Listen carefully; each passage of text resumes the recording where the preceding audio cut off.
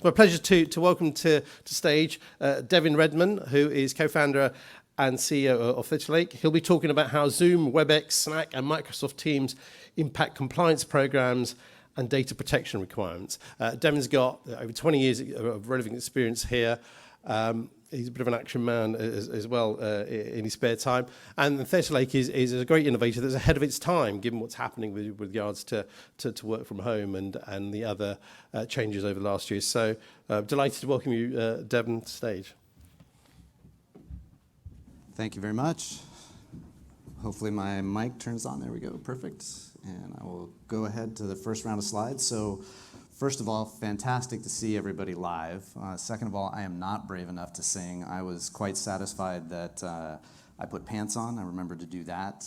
The pants actually matched the jacket, and it all actually fit. So those were my accomplishments for the day. So I'm not going to press my luck by trying to sing to you in this environment. As Richard mentioned, I am the CEO and co-founder of Theta Lake. We do security and compliance for modern collaboration platforms. So for all of the logos you see on that slide, we have active partnerships. We provide integration that allows you to do everything from archive integration, compliance archiving, all the way through to using actual real machine learning, natural language understanding to detect risks inside of those communications. But I will come back to how we do that and some of the things we do in just a second. And I'm going to talk about how collaboration tools have affected our workplace and what the collaboration-first workplace looks like. So I think you've probably seen some of the Gaffes, right? This is one where the person decided that they were going to tease their team and they turned themselves into a potato, and then they could not change themselves from a potato for the entirety of the call. And somebody nicely took a screenshot of that with their camera and then posted that out on social media. So quite a fun one. I think maybe some of you are familiar with this. This is one where a doctor went for his court appearance to dispute a ticket while he was doing surgery. So this is actually a real Zoom meeting that happened. You can imagine this was intentionally recorded by the court, but they suspended the hearing and asked him to come back at another time, right? So these are examples of how people have tried to adapt to this hybrid environment. And then I think probably everybody's familiar with the cat, right? The cat is one where, and to this day, I happen to know Eric, and Eric still refutes and maintains that there is no ability to create a cat persona for yourself inside of Zoom. So this was some sort of user error that left the lawyer in this particular court hearing a cat or a kitten for the entirety of that. So these are all the fun things that happen in that environment, but I am pretty sure everybody in this room can relate to, maybe not the underwear story, although probably some in here have gone to a meeting in their underwear at home on a Zoom, but you can probably relate to accidentally sharing the wrong screen and starting to show the wrong things as you're talking to somebody and doing the, can you see my screen? Do you see my presentation? And then having somebody correct you and say, no, I don't see that. I see a spreadsheet, or I see another application open. I see things that could potentially be a risk to the organization. And that is what has started to happen. And I'll address some of the things the panel actually talked about, because as of this week, there are 3 regulators who have jumped in around concept of hybrid work and the use of tools and hybrid work for communication. And it follows a pretty logical path. So the first thing to think about here is, as those laughs and the humorous moments shift to the liabilities and the realities that happen in these communications, you have to start to think about a couple things. So first and foremost, I think the default reaction that everybody tries to hold to is, hey, maybe this is a misappropriation of the Zen concept, but if it's not recorded, did it really happen? Is it really a big deal? And what you need to realize is that anybody and any participant in one of those meetings can take a screenshot, can take a picture with their camera. There are literally, if you Google it, hundreds of techniques and tools to record the content inside of a meeting, even if it's not the built-in recording feature of the application itself. Whether it's for productivity reasons, you want the notes after, you want to be able to mine the data, whether you just want to take something out of there for context or for laughs, like the boss becoming a potato in that scenario. There is quite literally no such thing as an off-the-record conversation on chat or on video. So if you're assuming that you're safe because your organization is not recording it, very, very far from the truth, and you're starting to see that next wave of incidents happening. So This was a sub-firm of LPL, right? Obviously a large RIA manager in the US, and the president of that group actually made some racist comments that were captured by somebody else in the meeting, not officially recorded, and then shared out publicly, and then that firm was terminated from LPL, and that person was terminated from LPL for doing those things. So bad indications of conduct in that environment. In terms of what the regulators are starting to look at, they were pretty transparent saying, hey, we understand everybody has to scramble to keep information flowing and keep the business running, and we expect you to come back at some point to standards and common sense around how you're monitoring communications. So they put that out there last year, and now what you're starting to see is they're looking at what's happening in these communications, in these forums. They're getting notifications, right? This is another example where I'm sure the host of that webcast did not pro-offer the data to that regulator, but somebody captured that data and provided it to the regulator, and now they're actually taking a look at the market manipulation in that particular scenario. So you're seeing these things happen, and what it flows into should be a pretty predictable thing for everybody. So the predictable path to regulatory requirements is here, right? It's not something that was, hey, maybe someday regulators are going to be paying attention to these collaboration tools and what's happening on them, and then we'll take them seriously. The reality is, if you look over the last several months and as recently as this week, whether it's very nuanced versions like what FINRA produced this week, where they give very specific use cases and scenarios, or whether you look at ESMA, which gives a very nice overview, and you can spend time reading this or look at the slides after. Theirs is perhaps my favorite, which is basically saying, don't be daft. We're going to be looking at these things, and we're not going to tell you each and every single feature that sits underneath one of these platforms. If it's video conferencing, if it's texting capabilities, you should be applying common sense supervision, archiving, and compliance, and you should actually be dealing with that. And we're not going to waste our time trying to detail all of the different innovation and technologies there. We expect you to use common sense in this environment. That, as was referenced on the panel, the FCA also came out with statements on this front around hybrid work. So we're seeing those actually happen. And then as of Tuesday, the SEC announced that they are doing sweeps in the US of Wall Street banks around hybrid working and digital communications, right? So they have active investigations going. Ultimately, everybody knew and everybody knows that people were using Zoom and Teams and WhatsApp and WeChat and all of the different communication tools over the last year to keep going and to keep their businesses moving. And the expectation was at some point, architectures would be formalized and compliance would follow the logical flow of capturing those communications and supervising that.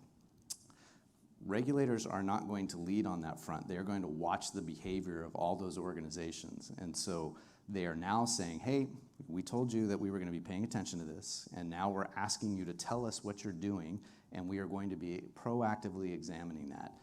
And to be an organization that is not coming to them with a plan and does not have an answer to these things is a very risky place to be.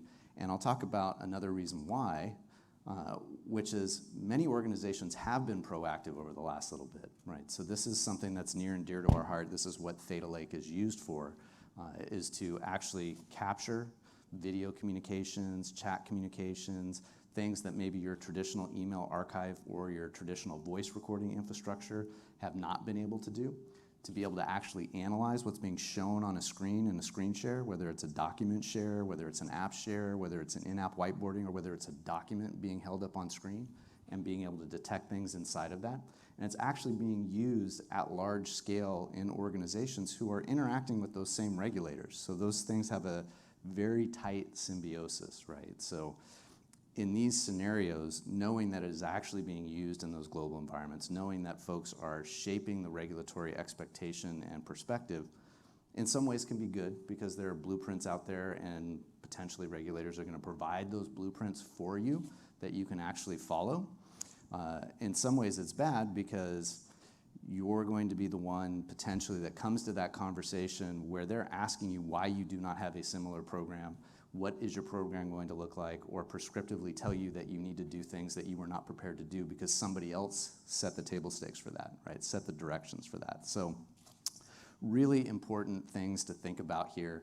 I'll leave you with a couple notes on here. First and foremost, I think the traditional response is usually say no, we're going to turn things off and we're going to try and control if people can do whiteboarding or if they can do polling inside of a meeting or they can turn on chat.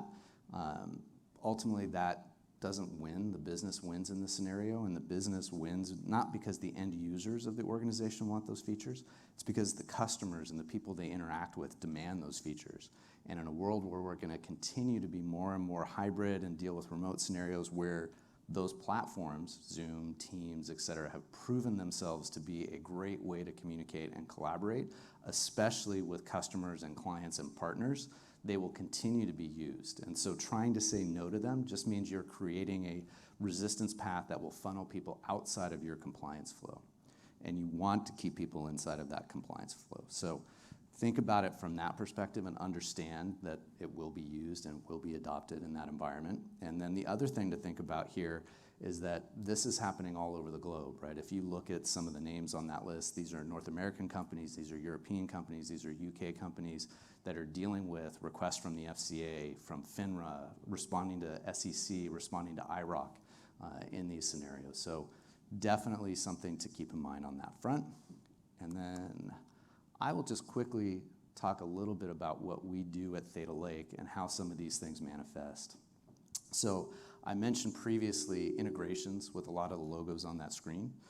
That is something that we worked quite hard in partnership with platforms like Zoom and Microsoft and Slack and RingCentral and Cisco with Webex platforms and on and on. And the goal in these scenarios was to be frictionless, right? A lot of the challenge of onboarding new tools to do capture and to do supervision is the very deployment of them, right?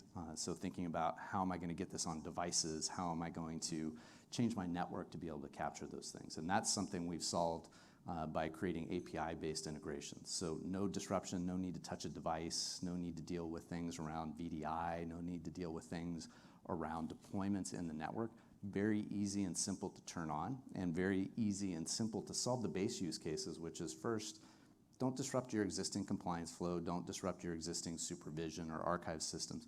Just figure out a way to get the core e-coms out of those platforms into your existing archive, and do that at scale and do that very quickly so you can satisfy end user demand. For example, being able to turn on in-meeting chat and polling and those types of functionalities in Zoom, or turning on chat inside of Webex and being able to effectively just capture that. Maybe you're not quite ready to do a full recording program of the audio or video, but maybe you are ready to actually turn on chat and capture those traditional e-coms and send them to your existing email archive. So those are things that we can do in those frictionless integrations that we have. The next thing that I think is very, very important is actually being able to deal with those different modalities.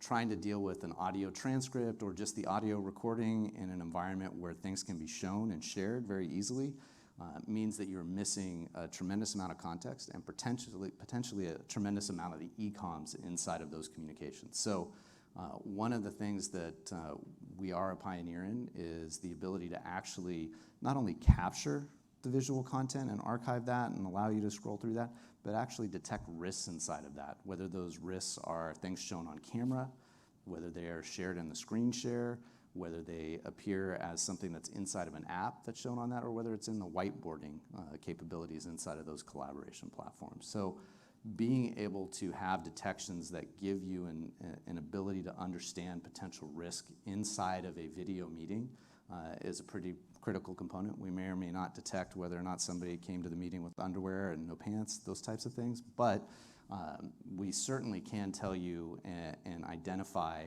semantic relatedness of a document that is shown that looks like a prospectus on screen. And those are the types of things that our AI and our natural language processing and the machine learning infrastructure are designed to help you detect in that environment, whether it's literally a document held up on camera or whether it's a screen share that happens inside of that meeting. Third pillar underneath that, talking about those risk identifications, is using them to better route that content. So I think one of the big concerns that we usually help address with the customers that we work with is that's a lot of communications, and they tend to be long, and there tends to be a lot of different modes that I need to look at, right? Think about the fact that If you had an hour Zoom meeting or even a 20-minute Zoom meeting, it would probably take you about twice that amount of time, if not more, to review it, because you have to start and stop it and look at those different things inside of it. Well, the ability to leverage those risk detections and risk scoring to better prioritize the content you look at and better route things that are of interest based on the demographics or the integration type, right? If it's with customers and regulated users, then that goes to a different work queue. If it's got actual risk detected in it, that goes into a proactive review queue. If it's something that is green and is personal, maybe it doesn't even stay in the archive. Maybe you keep it temporarily for 30 days and expunge it because it's not relevant to your compliance team. Those are all ways that the machine learning and the workflow engines can help seamlessly triage that data so you're not overloading your compliance infrastructure. And you're adhering to the concept and the premise of maintaining good supervision over that, and you can actually do proper record keeping. And the last piece underneath that, and I mentioned it before, is being able to leverage the system as an archive of record with full attestations for 17A4 if you want to do that for worm compliance, being able to leverage the infrastructure to compliantly archive e-coms, compliantly archive video content, et cetera, as well as integrate with the existing archive infrastructure that you likely have, whether that's production integrations with Veritas, with Global Relay, with Smarsh, with Proofpoint, where they may not have coverage for those channels or those modalities, but you have processes and legacy built around that. So how do you bridge that gap? That is something we spend a tremendous amount of time doing as well. So I will just close with happy to show you more about this. Please come by the booth and request a demo, or if you don't have time to do that today, please visit our website. Take a look at everything that's on there, and happy to talk to you a little bit more and answer a question or two. Thank you very much. Yeah.